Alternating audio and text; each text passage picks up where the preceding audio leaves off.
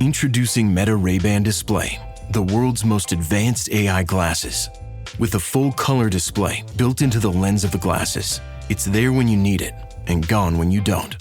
Send and receive messages, translate or caption live conversations, collaborate with Meta AI, and more. Be one of the first to try Meta Ray-Ban Display. Visit meta.com/Meta Ray-Ban Display to book a demo and find your pair. This episode is brought to you by Netflix. New players, new games, new rules. Squid Game, The Challenge returns for a gripping second season. 456 contestants from all walks of life, competing in the ultimate test of strategy, alliances, and endurance. For a life-changing prize of $4.56 million. With stakes this high, why make friends when you can make millions? Watch Squid Game, The Challenge Season 2, only on Netflix November 4th.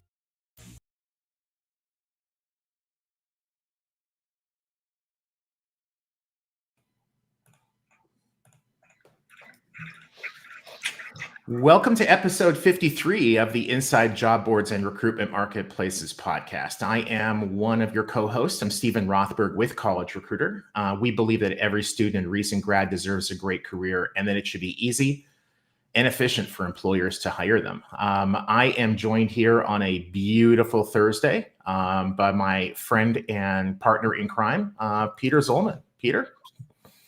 And a good morning to you and a good afternoon to Anna. I'm Peter Zollman with the AIM Group. We do consulting and business intelligence for recruitment marketplaces. And we have a big report on AI coming out shortly, free report on AI coming out shortly, always a good thing. And we do RecBuzz, which is coming up next year in April. We'll maybe sneak in a plug for that or maybe not. Oh, I guess I already have. I kind of think you did. Yeah. Joining us today is from London. So we have Minneapolis, Brooklyn, and London today on the call. Is Anna Maybank of Breakroom. I'm going to cheat and describe it as a different kind of Glassdoor. Is that fair? And now over to Anna, who is CEO and co-founder of Breakroom, to tell me, are you crazy or no, actually it is? Both of those things can be true, by the way. I'll take that. Thanks so much for having me. I'm Anna. I'm the CEO and co-founder of Breakroom. We help people who work in frontline roles find better quality jobs. I'll let you have the shorthand that we are a bit like Glassdoor, but for people who are looking for roles in like retail, hospitality, social care, logistics, anything that you can do if you're not sitting at a desk all day. So, but you said we have data and we have TikTok. Tell us about those two. Shall I tell you a bit more about how Breakroom works? So I started the company back in 2020 during the pandemic. And our mission was to help people during that time who were working on the front line find better quality jobs. So since then, we've had 700,000 employees in the UK come to Breakroom and they take what we call the Breakroom quiz, which is 30 questions all about your current job.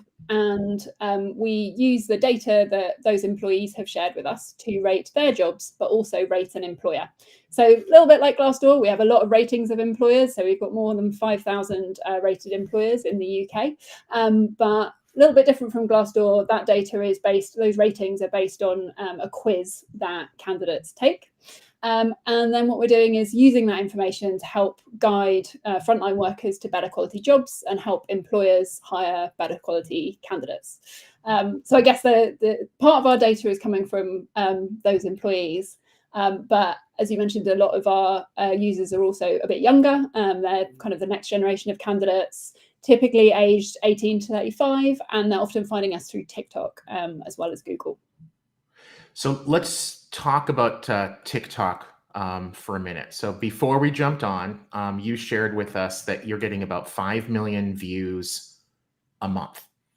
So for the vast majority of organizations that are on TikTok, they'll probably never accumulate 5,000 views in the entire time that they're on TikTok. So how much of that is organic? How much of that is sponsored? You know, what are your strategies, outcomes? So give us a primer, as the Brits would say, on TikTok. So all of those 5 million views that we get every month on TikTok are organic, and really that's all down to the unique content that we have about what jobs are really like. So the problem that I was really trying to solve with Breakroom is helping candidates understand what a job might be like before they actually apply, rather than just like applying for everything, going through a recruitment process, finding out that actually that you didn't want the job, or worse, taking the job and then quitting. And so because we built up all of this data set about what different jobs are really like, we're then replaying that information on TikTok. So we make really short, engaging videos that use our data to provide helpful and actionable insights into the job market for a younger audience. Kind of videos we do, lots of stuff about pay. So if you imagine if you're on your first or second job, you don't really know what to expect in terms of pay. You don't know what's normal. You might not know what kind of is the legal norm either. A lot of information about sharing what the national minimum wage is, what different people get paid, different roles get paid in the UK. We also do content that is about different reviews of a particular employer. And then we also run rankings of best and worst employers for students or for parents, or best jobs if you don't like stress, or a whole wide range of things that basically replay the content that we've got about what it's really like to work in different employers, in different roles. And we turn that into kind of really bite-sized chunks that resonate. So with TikTok, so how much is organic? How much is sponsored? All of those views are completely organic, based on our organic feed. Okay, cool, awesome. Because you can rack up a ton of views if you're willing to pay the money for it. So that really says a lot. Awesome. The only other question I had on TikTok then is, some of the viewers are going to be like, okay, well, I want to go see these videos. Where on TikTok? What do they search for to find your videos? Our handle is Breakroom HQ, and you should be able to find us there. And cool. I have another question about TikTok. If you're getting 5 million views a month, are they sending you nice checks? No, seriously. Content creators are supposed to get paid. Yeah. I haven't asked them. No, we do some paid. We also do paid advertising on TikTok, but the main way that we measure the impact and value of that organic audience is through the organic audience that's coming through to Breakroom, the platform. So basically the user journey is you learn about a job, or you learn about a different occupation, you learn about Breakroom on TikTok, and then we encourage you to go and Google us, or Google a particular employer plus Breakroom. And we basically measure the success of TikTok based on the success of our growth in our direct and organic traffic from people coming to us through Google. So it's not a perfect way of measuring what the value of that audience is, but that's the best way of measuring the kind of the value of those views and the value of that kind of brand building exercise, I guess. So you're based in the UK and you've been around how many years now? We started the company in 2020. So 2020, so 3 years. Hey there, I'm Tim Boris, host of the Working Well podcast, where business strategy meets human sustainability.